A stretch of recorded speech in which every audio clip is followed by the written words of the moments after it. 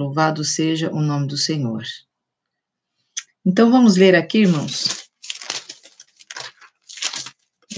primeira carta de Timóteo, capítulo de número 4, versículo de número 8, que diz assim, a palavra do Senhor. Porque o exercício corporal para pouco aproveita, mas a piedade para tudo é proveitosa, tendo a promessa da vida presente e da que há de vir. Esta palavra é fiel e digna de toda aceitação, porque para isto trabalhamos e lutamos, pois esperamos no Deus vivo, que é o Salvador de todos os homens, principalmente dos fiéis. Manda estas palavras e ensina-as. Então, nós vamos falar sobre a piedade e nós vamos entender o que significa ser piedoso. Pela palavra de Deus, a qual nós acabamos de ler, irmãos, nós entendemos que precisamos desesperadamente, nos dias de hoje, de pregadores que são piedosos. Uma das áreas mais importantes da pregação é a vida do pregador. John Stott, ele afirma que a prática da pregação jamais pode ser divorciada da pessoa do pregador. A pregação, ela, posso dizer que com uma consistente exegese, com uma sólida teologia e com uma brilhante apresentação, somente isso não glorificará a Deus. A pregação, desta forma, sem vida no altar, não acontecerá o que a palavra de Deus quer que aconteça. Não alcançará os perdidos e nem vai edificar os crentes. Sem um pregador santo no altar, no púlpito, nada disso, do que está a ver que a vida do pregador fala mais alto que os seus sermões. A vida do pregador, ela precisa mostrar as suas atitudes. As atitudes, elas vão falar muito mais alto do que as palavras. Exemplos influenciam muito mais do que os seus preceitos. Há grandes ensinamentos mecânicos para a pregação de um sermão. Nós entendemos e percebemos que muitos pregadores, eles estão simplesmente deixando-se levar pela fama, pelo conhecimento, esquecendo que o mais importante é viver a palavra de Deus. Então, a gente percebe que nos dias de hoje, muitas palavras, poucas atitudes. Muito sermão técnico, muito sermão muito bem estudado, muito bem planejado, mas pouca vida no altar. Os exemplos, eles vão influenciar muito mais do que aquilo que está sendo falado. Há grandes ensinamentos que estão sendo colocados em cima dos nossos altares, até mesmo nas lives, até mesmo pela internet, em todas as plataformas que a gente conhece nos dias de hoje, e esses ensinamentos estão sendo mecânicos, irmãos. Um ensinamento que é só uma preparação de um sermão, e nós estamos nos tornando obcecados com a ideia que só o sermão basta. Então, é como se fosse a ideia de que esses andaimes são mais importantes do que o próprio edifício.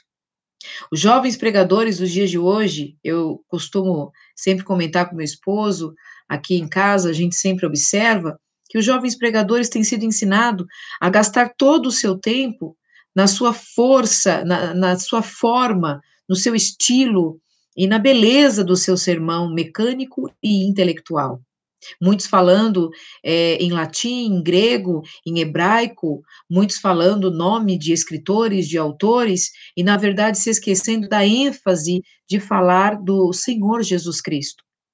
A gente está se tornando pessoas que simplesmente vai na igreja por costume.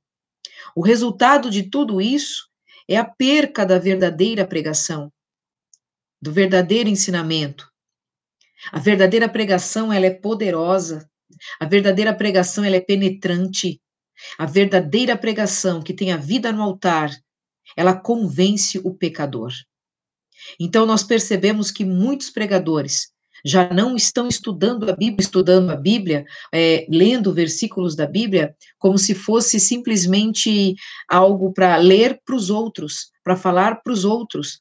Mas quando nós estudamos a Bíblia como deve ser estudada, nós primeiramente estudamos para vivê-las, cada palavra, para viver cada momento, para viver aquilo que o Senhor Jesus deixou escrito que a gente deve ser. Muitos não estão nem lendo mais a Bíblia. Nós estamos num contexto histórico deste século XXI, desse mundo globalizado, materialista, individualista, e agora nesse momento de crise que nós estamos vivenciando, e nós estamos percebendo que no começo desta quarentena, desta situação que a gente está atravessando, muitos crentes estavam sedentos, preocupados, como que eu vou agora ir para o culto, adorar o Senhor, muitos começaram até a fazer cultos em casa, e aquela febre, mas agora parece que se esfriaram, parece que estão acostumados, parece que já estão gostando de ficar em casa, sem ter o prazer de cultuar, de estar junto com os irmãos, de ouvir a palavra. Muitos já não estão lendo a Bíblia, já não estão praticando a Bíblia, já não estão vivendo a Bíblia, estão tirando mensagens conforme o seu bel prazer.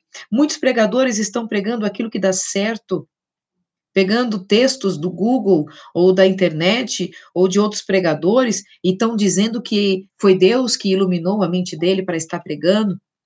Mas nós estamos aqui hoje, eu estou aqui juntamente com vocês que estão me ouvindo, me assistindo e que tiraram esse tempo para ouvir um pouco da palavra de Deus, de aprender um pouco mais das coisas de Deus. Eu estou aqui neste momento, nessa noite, para a gente poder entender um pouco mais o que é que está acontecendo nos nossos altares e sermos mais prudentes em convidar os pregadores. Não é a falta de conhecimento, mas é a falta de santidade que está sendo insuficiente nos dias de hoje. Por isso nós temos sermões tão seco e sem vida, tão fraco, que causa cansaço, sono, desânimo. A pregação poderosa, ela está enraizada no solo da vida do pregador. Uma vida ungida, uma vida cheia da presença de Deus, com o ministério ungido, cheio do poder de Deus. E quando se fala da palavra piedade, não se fala de ter dó ou de ter compaixão, mas a piedade, ela é algo vital, necessário na vida do pregador. Não só do pregador, mas de todo aquele que professa uma fé em Jesus Cristo. Todo aquele que serve o Senhor. Esta vida de piedade, esta palavra piedade, é uma constante cultura na vida interior de santidade diante de Deus e para Deus. Como que nós estamos sendo diante de Deus? Será que Deus está nos vendo? Será que Deus está satisfeito com a maneira que nós estamos? Com a maneira que nós estamos vivendo? Quantas vezes nós não estamos aplicando esta verdade de piedade em nossas vidas? A piedade consiste numa vida de oração junto ao trono de Deus. É uma manutenção diária da nossa vida com Deus. É algo que afeta toda a nossa maneira de viver. Os crentes, e principalmente o pregador, ele precisa ser puro em todos os seus hábitos, em toda a sua maneira de viver. O ministro, quando ele é mundano, um pregador que não tem a vida no altar, que não anda em santidade, ele representa o maior perigo da igreja. Um perigo tão grande que é maior do que os falsos profetas e até falsas filosofias. É um terrível escândalo um pregador mundano subir no altar e dizer que está pregando uma verdade sem viver esta verdade e está vivendo na mentira. Chama o povo à santidade, mas vive uma vida de impureza, de imundícia. Justamente porque o pregador, ele se torna a inspiração para o povo. O povo olha um pregador pregando e muitas vezes quer imitar este pregador. E nós vemos que nos dias de hoje está difícil a gente ver homens e mulheres que sobem no altar com compromisso de falar a palavra de Deus. São poucos, não estou generalizando. Tem homens e mulheres de Deus ainda na terra, mas são muito poucos. E os que falam a verdade, muitos não querem ouvir. Hoje a igreja, a multidão, também não estou generalizando, porque tem muitos homens e mulheres de Deus que querem ouvir Deus, mas a maioria só quer ouvir aquilo que massageia o ego. aquilo que faz bem para o seu interior, só quer ouvir aquilo que gostam. Charles Spurgeon, ele já dizia que é uma coisa horrível ser um ministro inconsistente, que não tenha a consistência daquilo que ele está falando. Fala por falar. Quando os pregadores não são coerentes, a sua pregação se torna pobre, se torna infrutífera, não tem fruto algum. Eloquência sem piedade não pode gerar verdadeiros crentes. Ortodoxia bíblica sem piedade não produz vida, produz morte. Morte espiritual. Muitos crentes estão andando na igreja, mas estão perdidos como a dracma, perdidos dentro da casa do Senhor. Infelizmente, muitos estão como atores, vivendo como atores, falando como atores, agindo como atores, representam diante do povo o que não vivem em seus lares, e principalmente em suas vidas privadas. Eu sei que o estudo de hoje, a palavra de hoje, ela não é flores, ela não vai ser uma mensagem que vai chamar a atenção de muitos, mas vai chamar a atenção daquele que quer viver em piedade diante do Senhor e diante da sociedade.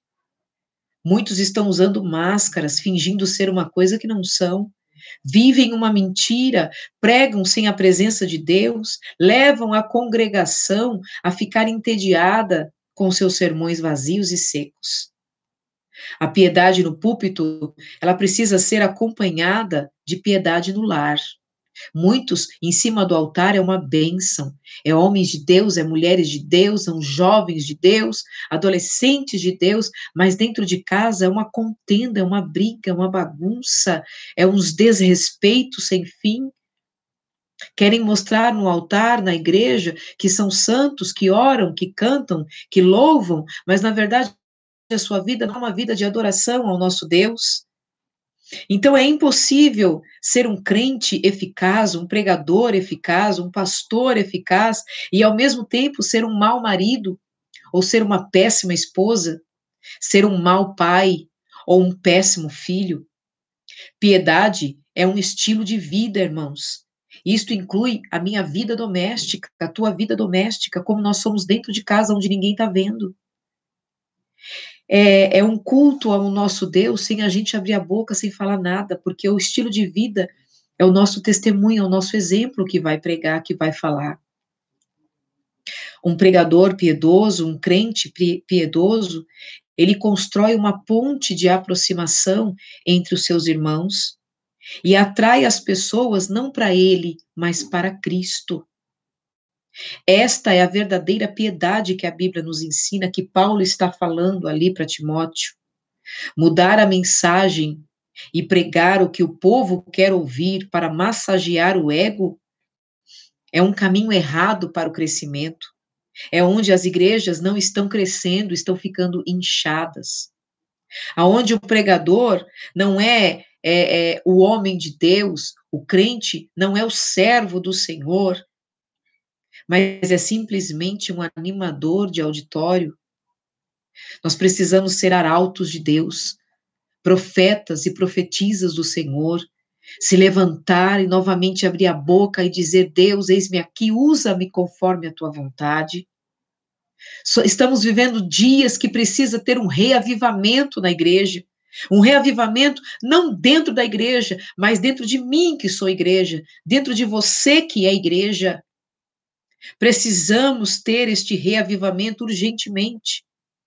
Mesmo que as pessoas não gostem da mensagem verdadeira, da mensagem cristocêntrica, nós precisamos continuar a falar a verdade com sabedoria e com amor, levando o povo ao arrependimento, levando o ímpio que entra dentro da casa de Deus para ouvir uma palavra do céu ao arrependimento. Foi para isso que Deus nos chamou, para pregar a verdade com unção, com graça e com a autoridade dos céus. A palavra de Deus, ela é imutável. A palavra de Deus, ela é completa. A palavra de Deus, ela é fiel. Como nós lemos aqui em Timóteo, ela é digna de toda aceitação. Independente das eras, independente dos séculos, independente dos tempos, a palavra de Deus, pregada conforme ela é, debaixo da autoridade, da unção e da ousadia de Deus, da iluminação do Espírito Santo, ela é digna de toda aceitação. A teologia é a mãe da ética. E ética, irmãos, é a gente fazer o bem ao próximo sem esperar nada em troca.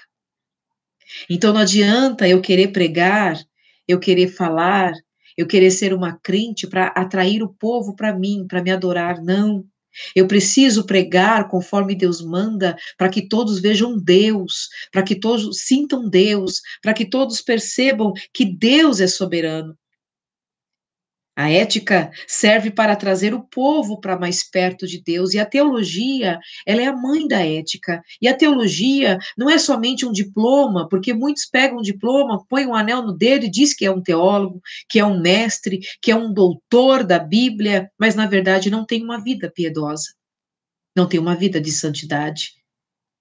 Então a teologia, quando se fala em teologia, se fala em estudo melindroso, detalhista da palavra de Deus, não somente para pregar ou para ensinar, mas para viver esta teologia, esse estudo sobre Deus. Há pessoas tão vazias dentro da igreja, que estão entrando em depressão, que estão com problemas de síndrome do pânico, que estão com angústias, doentes na sua alma, e não conseguem ter a cura, não conseguem encontrar alguém que possa ajudá-los.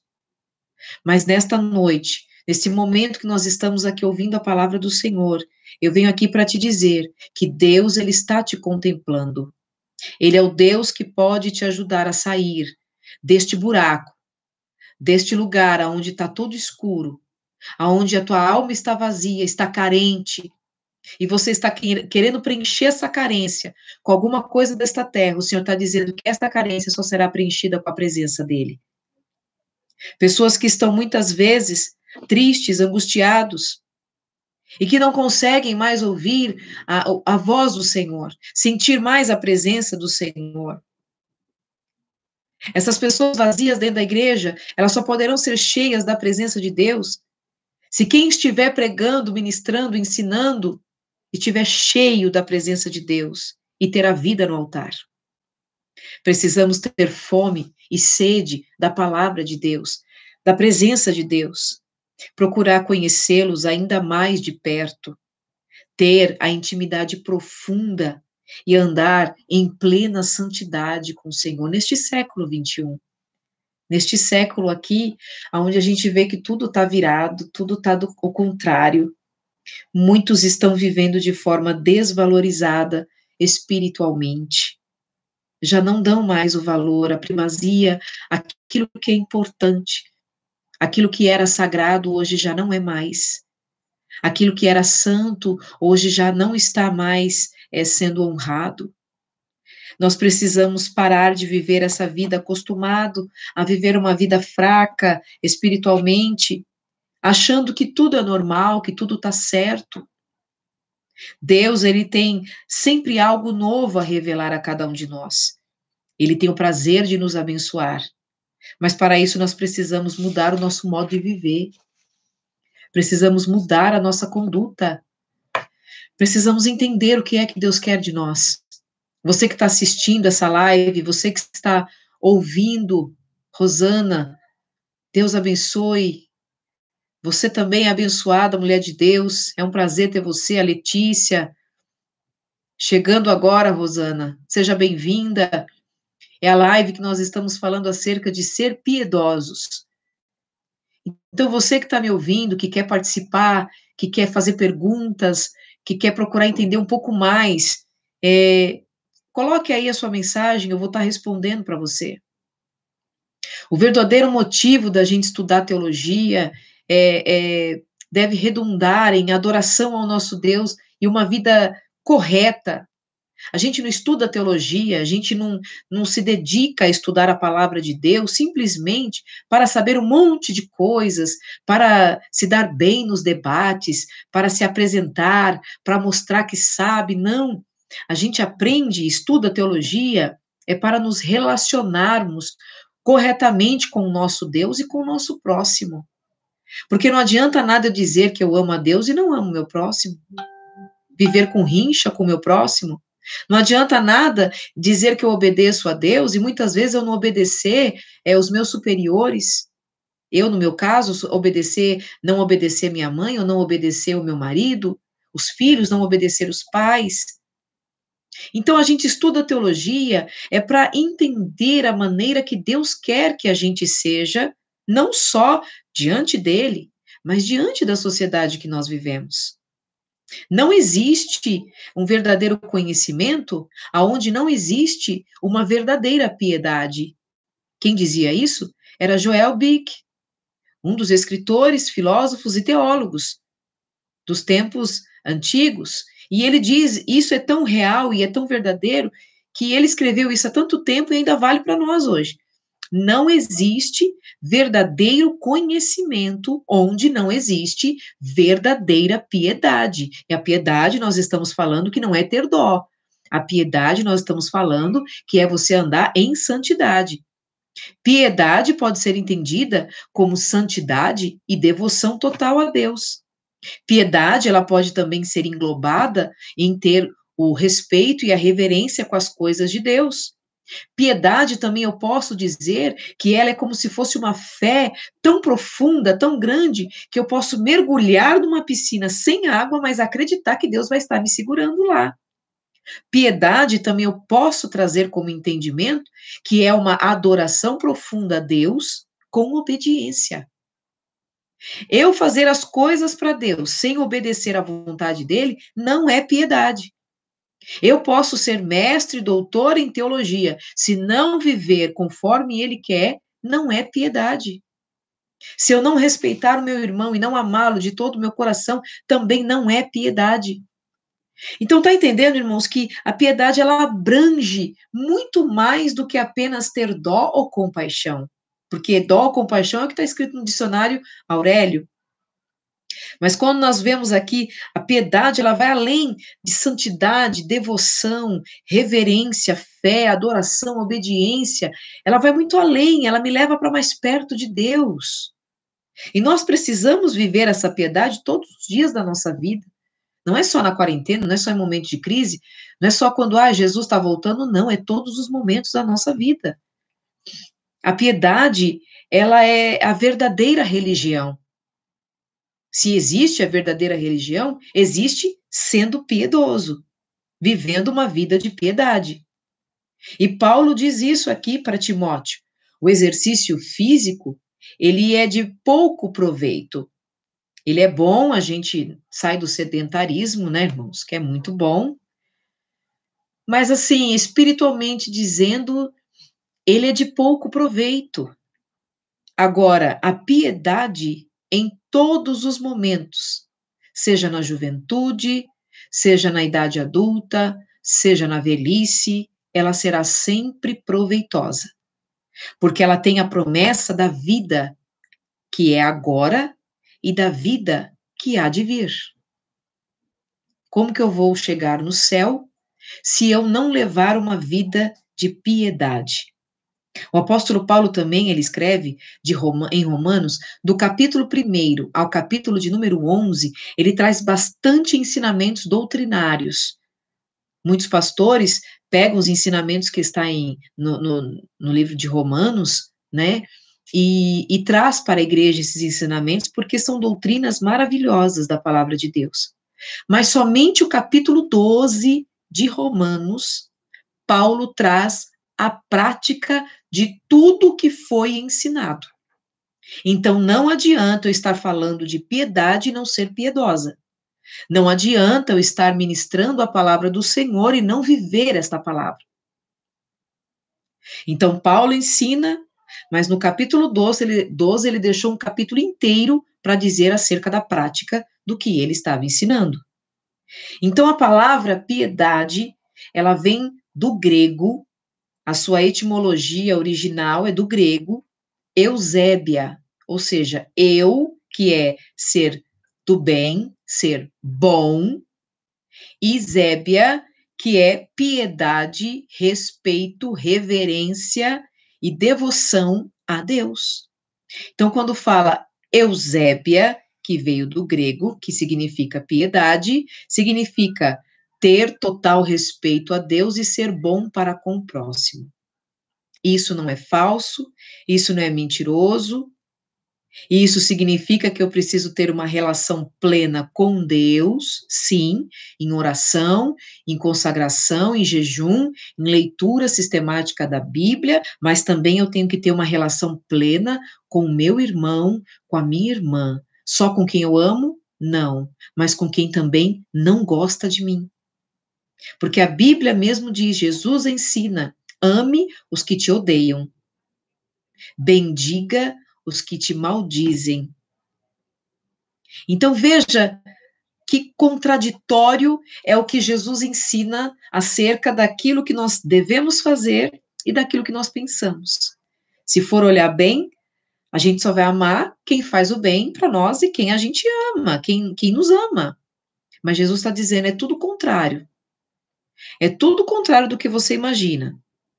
Então, ser piedoso é alguém que procura a todo momento, a todo instante, vencer as paixões deste mundo, vencer as vontades da carne com responsabilidade.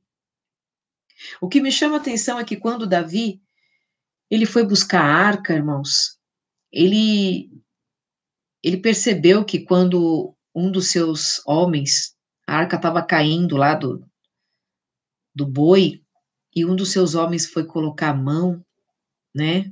E quando pôs a mão, foi fulminado na hora. Quando a arca estava caindo, não podia tocar. Porque quem poderia carregar não era um animal. Quem tinha que carregar a arca eram os sacerdotes. E tinham que carregar em cima dos ombros.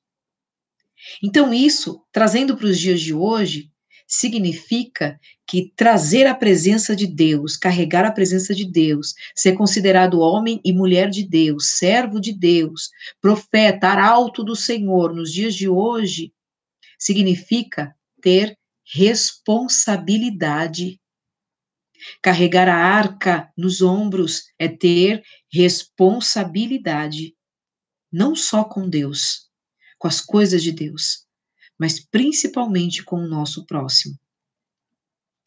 Então, não é um ato de caridade ser piedoso. Ser piedoso é algo que expressa muito mais os meus frutos práticos daquilo que eu recebi do Senhor. Quais são o fruto do Espírito? É um fruto com 9 gomos, ou ramificações, como alguns dizem. Ser bondoso,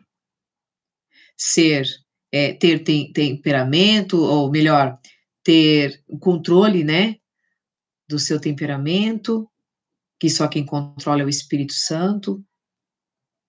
Então, qual é o fruto do Espírito? Vamos ver aqui, para não perder nenhum dos frutos, que está escrito em Gálatas, né, capítulo 5.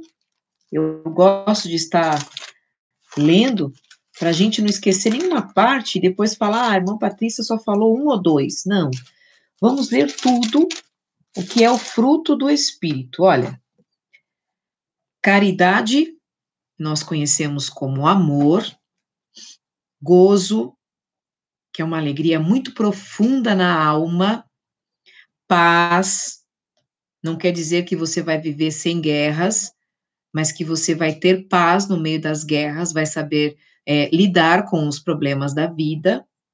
Longanimidade, que está faltando muito, as pessoas hoje andam muito estressadas, andam atacando a qualquer um, a qualquer hora.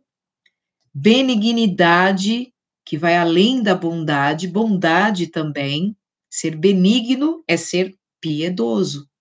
É o quê? Eusébia, eu, é do bem, é ser bom. Então, benignidade, nós podemos trocar como piedade, ser bom, ter bondade, ter fé, mansidão e temperança, que a temperança significa o domínio próprio. E só conseguimos ter o domínio próprio quando deixamos com que o Espírito Santo venha controlar o nosso temperamento. O temperamento, ele não muda. O temperamento, ele é controlado. O que muda é a personalidade, é o caráter, mas o temperamento não. Então veja que ser piedoso vai muito mais além do que nós imaginávamos. Não é uma questão externa, eu vou ser piedoso com aquilo que eu estou vivendo, ou com aquilo que eu sei, ou com aquilo que eu recebi, não. Ser piedoso é uma questão interna, é algo que vem do meu interior. Aquilo que eu recebi de Deus e que vou transmitir para os outros. Para Calvino, a teologia ela estava intimamente ligada à vida prática. Ser teólogo, estudar a Bíblia é praticá-la. Quem estuda a Bíblia e não pratica o que está escrito é um falso teólogo.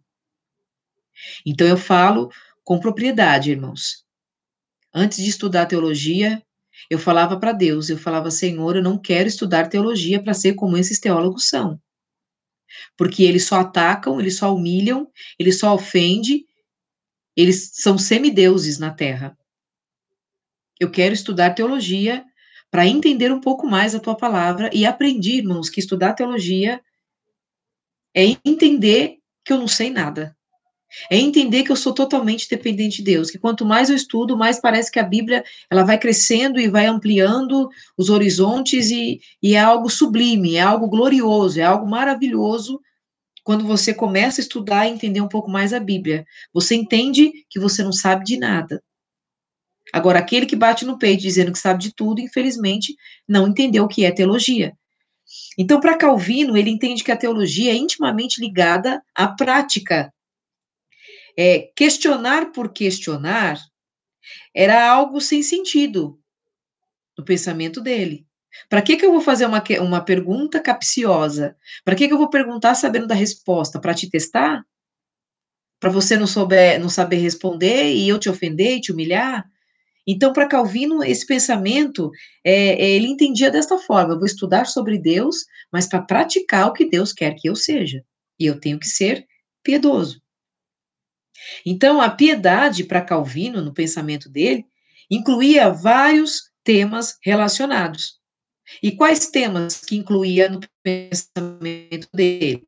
Os relacionamentos humanos e amor não é apenas sentimento, amor é mandamento, não é amar só quem me ama ou quem me faz o bem, é amar a todos como eu me amo, porque isso é um dos mandamentos, amar ao próximo como a ti mesmo, ter respeito à imagem de Deus nos seres humanos.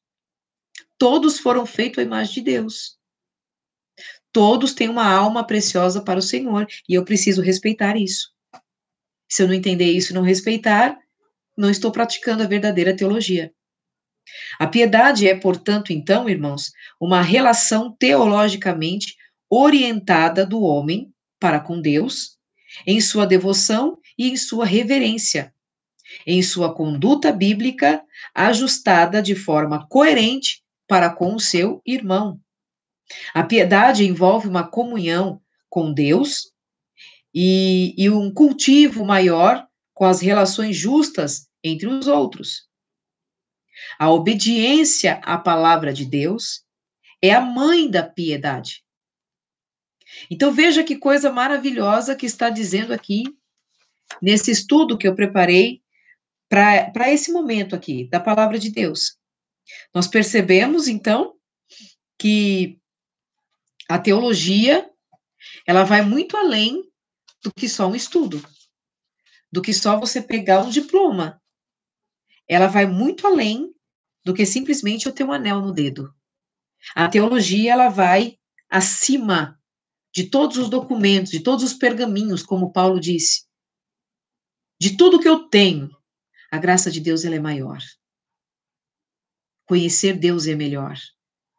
Se aprofundar na grandeza de Deus é coisa divina.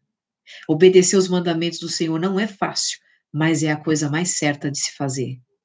A piedade ela é desenvolvida por meio do nosso crescimento na graça.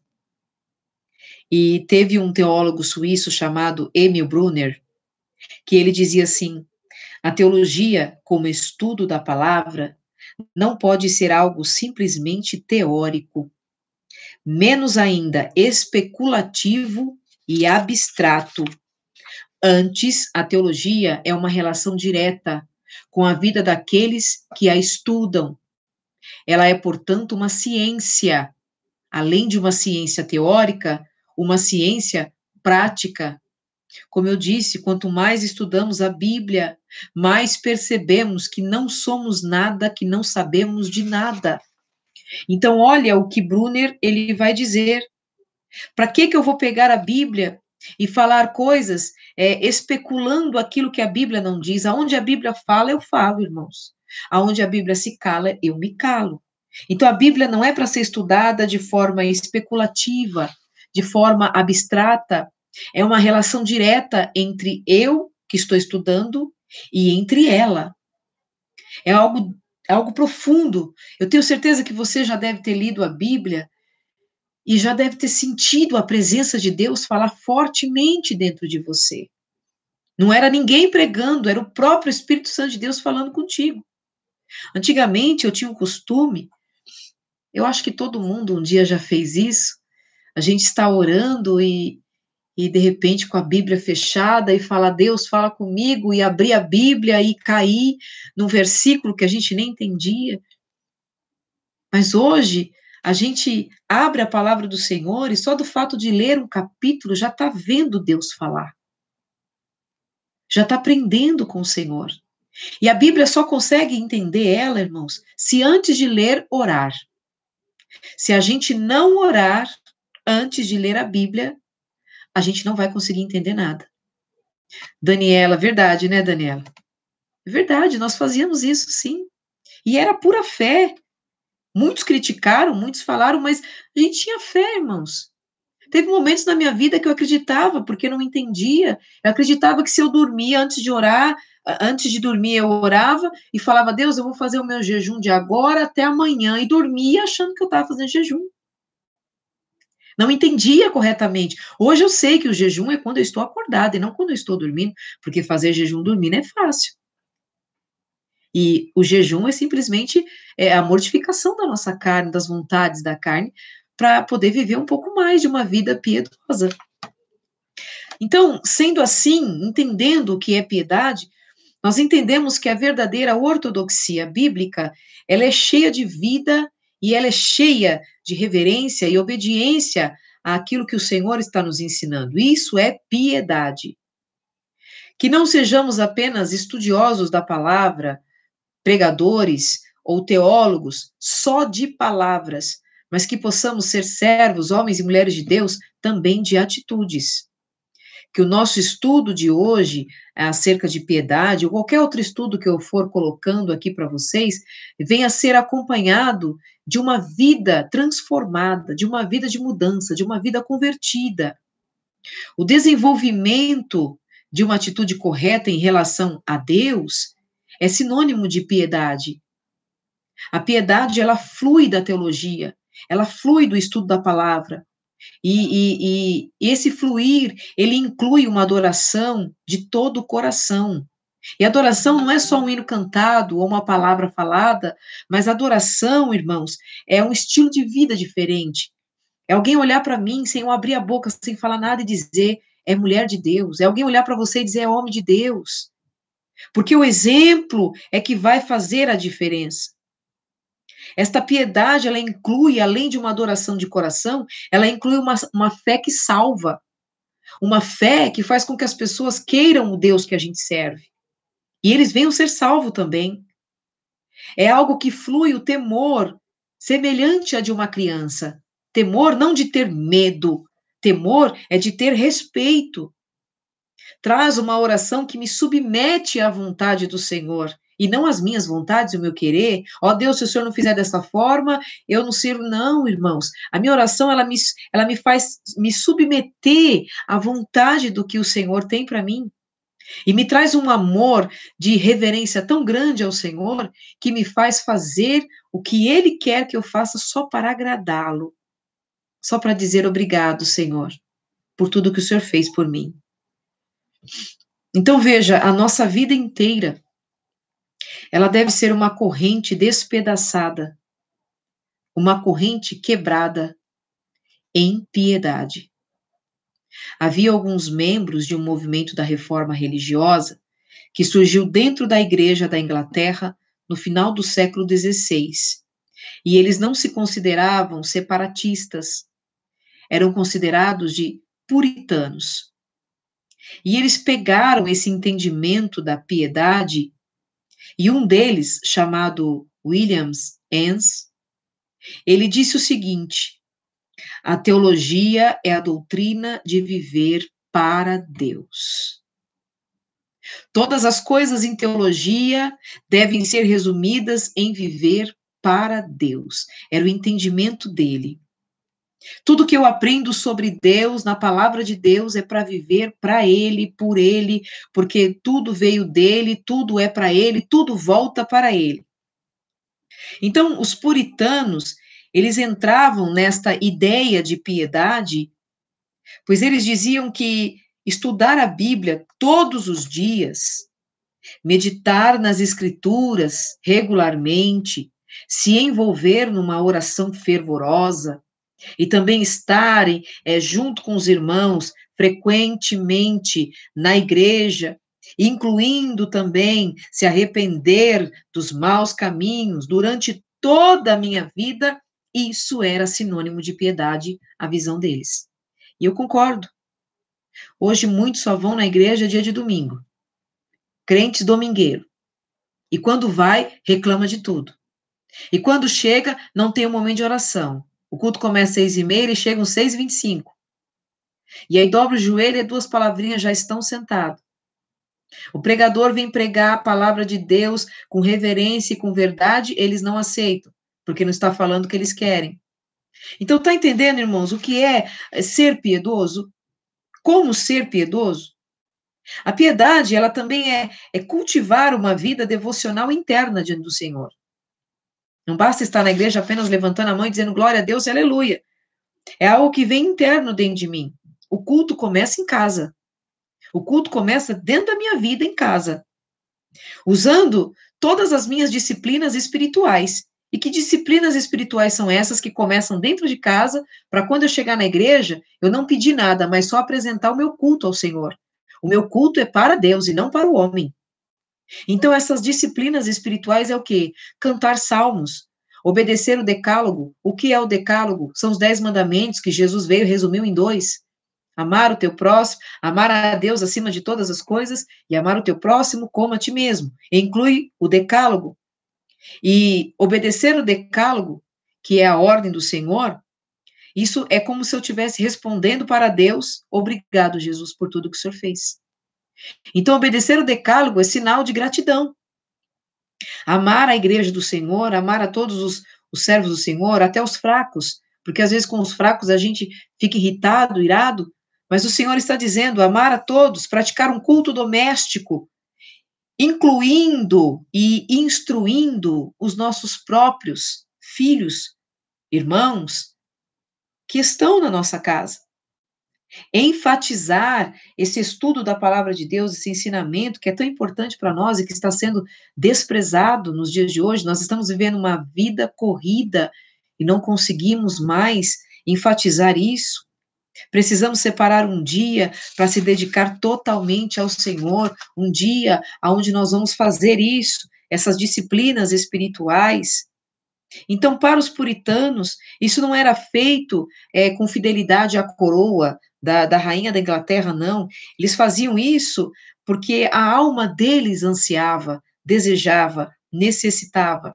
E eles queriam viver uma vida de piedade para Deus.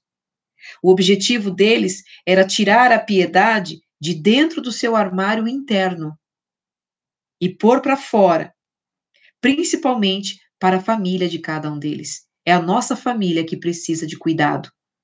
Muitas vezes cuidamos dos de fora.